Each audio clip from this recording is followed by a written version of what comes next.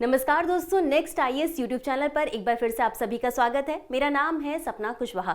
तो आज का जो हमारा डिस्कशन का टॉपिक है, आप देख सकते हैं कि इसकी जो हेडलाइन है वो है सेंटर में add battery storage under revamped PM Kusum 2.0 की। ठीक है, तो इस पूरे एपिसोड में हम जानेंगे पीएम कुसुम 2.0 के बारे में। आखिर इसको लाने की जरूरत क्या पड़ी, इसकी आवश्यकता क्या है, और इसी के साथ ये पूरा topic GS paper 3 environment development और साथ ही साथ स्कीम से संबंधित है।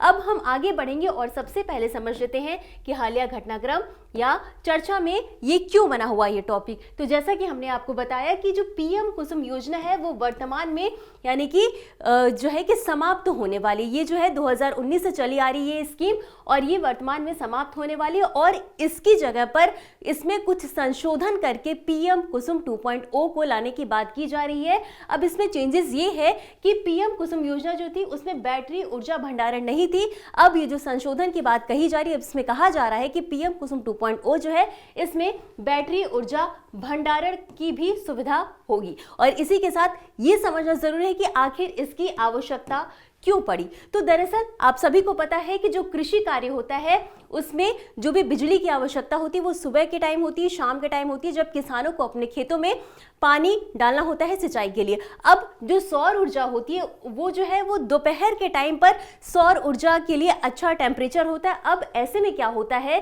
कि जो जिस टाइम किसानों को जरूरत है बिजली की, उस टाइम पर उनको आवश्यकता नहीं हो पा रही है। तो इसके बीच जो भी असंतुलन हो रहा है, इसी चुनौती को दूर करने के लिए जो है कि पीएम कुसुम 2.0 लाने की बात कही जा रही है। और इसी के साथ बिजली वितरण और ग्रिड प्रबंधन में भी चुनौतियां आ रही है, उनका भी समाधान करेगा पीएम कुसुम 2.0। अब इसमें एक जो विवाद का विषय है वो ये है कि पावर मिनिस्ट्री जो है उसका कहना है कि 4 घंटे का स्टोरेज होना चाहिए, और इसमें जो है नवीन एवं नवीकरणीय ऊर्जा मंत्रालय ने ये कहा है कि 2 घंटे का स्टोरेज भी पर्याप्त है। तो इस चीज को लेकर के बहस चल रही है कि 4 घंटे होने चाहिए या 2 घंटे होने चाहिए। हालांकि अभी इस पे बातचीत चल रही है, आगे जो भी निर्णय होगा वो हम आपके साथ जरूर साझा करेंगे। और इतना समझने के बाद अब हम समझ लेते हैं पीएम कुसुम योजना के बारे में।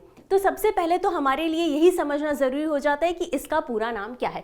तो इसका पूरा नाम है किसान ऊर्जा सुरक्षा एवं उत्थान महाअभियान। ये जो योजना है पीएम कुसुम, इसका पूरा नाम है। और जैसा कि हमने आपको बताया कि ये जो योजना है वो 2019 में शुरू की गई थी, किसके द्वारा? नवीन और नवीकरणीय ऊर्जा मंत्रालय के द्वारा। अब जो इंपॉर्टेंट बात है वो ये है कि इस योजना में टोटल 3 घटक है, घटक ए, घटक बी और घटक सी। और ये जो तीनों घटक हैं इनके बारे में हम समझ लेते हैं कि इनमें क्या क्या बात कही गई है। तो सबसे पहले हम बात करेंगे घटक ए की। तो घटक ए में जो है कि सौर ऊर्जा संयंत्रों को स्थापित करने की बात कही गई थी। और इसमें जो सौर ऊर्जा संयंत्र है वो प्रत्येक की क्षमता 2 मेगावाट तक की होनी चाहिए, और इस तरीके से कुल 10,000 मेगावाट ग्रिड की स्थापना करना घटक ए का लक्ष्य था। अब घटक बी पर आते हैं। तो घटक बी के तहत कुल जो है सौर पंप स्थापित करने की बात की गई थी, और ये जो इसका लक्ष्य रखा गया था 17.5 लाख स्टैंड अलोन सौर पंप को स्थापित करने का लक्ष्य रखा गया था। घटक सी की बात करेंगे तो इसमें जो कृषि पंप है उनको सौर ऊर्जा से चलाने की बात कही गई थी, और इसका जो टारगेट रखा गया था वो 10 लाख रखा गया था। तो ये तो हमने समझा कि घटक ए, घटक बी और घटक सी में क्या क्या बातें कही गई थी, क्या क्या लक्ष्य रखे गए थे। अब समझते हैं कि इस योजना का लक्ष्य क्या है। तो मार्च 2026 में ये योजना जो है वो समाप्त हो गई। अब इसको अपग्रेड करने की बात कर जा रही है, रिवैम्प करने की बात की जा रही है, किसके द्वारा? पीएम कुसुम 2.0 के बारे में। तो जो पीएम कुसुम योजना है उसका लक्ष्य क्या था कि मार्च 2026 तक 34,800 मेगावाट सौर क्षमता को जोड़ना, और साथ ही साथ इसमें 34,422 करोड़ रुपए जो है वो केंद्र के द्वारा वित्तीय सहायता दी जाएगी। अब इतना समझने के बाद हम आगे बढ़ते हैं और एक बार इसकी जो वित्तीय स्ट्रक्चर है, जो वित्तीय सहायता है, इसके बारे में, इस योजना के बारे में समझे। तो सबसे पहले हम बात करेंगे केंद्र और राज्य सरकार की। तो केंद्र और राज्य सरकारों के द्वारा 60% की सब्सिडी दी जाएगी किसानों को इस योजना के तहत, और बैंकों से 30% ऋण दिया जाएगा, और किसानों का इसमें 10% योगदान होगा। तो ये इसकी वित्तीय सहायता है। अब महत्व क्या है कि आखिर ये योजना इतनी महत्वपूर्ण क्यों है? तो सबसे पहला तो यही है कि जो भी हमारे किसान हैं उनके लिए ऊर्जा सुरक्षा सुनिश्चित की जा सके, ताकि उन्हें जब बिजली की आवश्यकता हो तब उस टाइम पर उपलब्ध कराई जा सके। अब कृषि में सौर ऊर्जा के उपयोग को बढ़ावा देना, ये भी इसका लक्ष्य था। अब इससे होगा कि जब किसान को पर्याप्त समय पर बिजली की व्यवस्था होगी तो वो खेतों की सिंचाई कर सकेंगे, फसल अच्छी होगी तो जाहिर सी बात है कि उनकी आय में वृद्धि होगी। अब जाहिर सी बात है इसमें हम सौर ऊर्जा का उपयोग कर रहे हैं, तो जब हम सौर ऊर्जा का उपयोग कर रहे हैं तो कार्बन उत्सर्जन जो है वो कम होगा। तो ये तो सारे हमने इसकी महत्व की बात कर ली। अब आगे बढ़ते और समझते हैं कि ये जो योजना है इसकी उपलब्धियां क्या है। एक बार डेटा को हम समझ लेते हैं।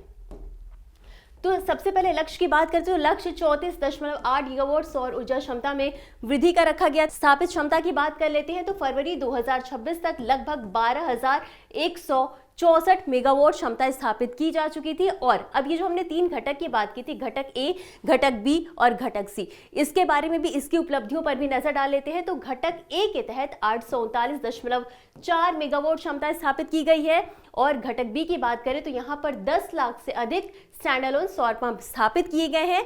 और घटक सी की बात करें तो घटक सी के तहत 12,787 से अधिक पंपों को सौर ऊर्जा से जोड़ा गया है, सौर ऊर्जा से उसका संचालन किया गया है। वहीं फीडर स्तर के सोलराइजेशन में 13 लाख से अधिक पंप शामिल किए गए हैं। और इसी के साथ इसमें जो कुल स्थापित क्षमता है वो 6,636.9 मेगावाट की है। और ये था आज का हमारा पूरा डिस्कशन। अब इसी के साथ हम आगे बढ़ेंगे और एक अभ्यास प्रश्न को देख लेंगे।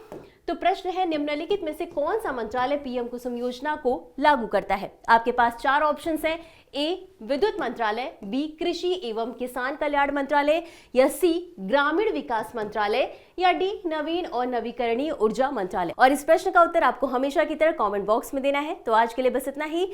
मिलते हैं अगले एपिसोड में इसी तरह कुछ अहम और जरूरी खबरों के साथ। तब तक के लिए धन्यवाद।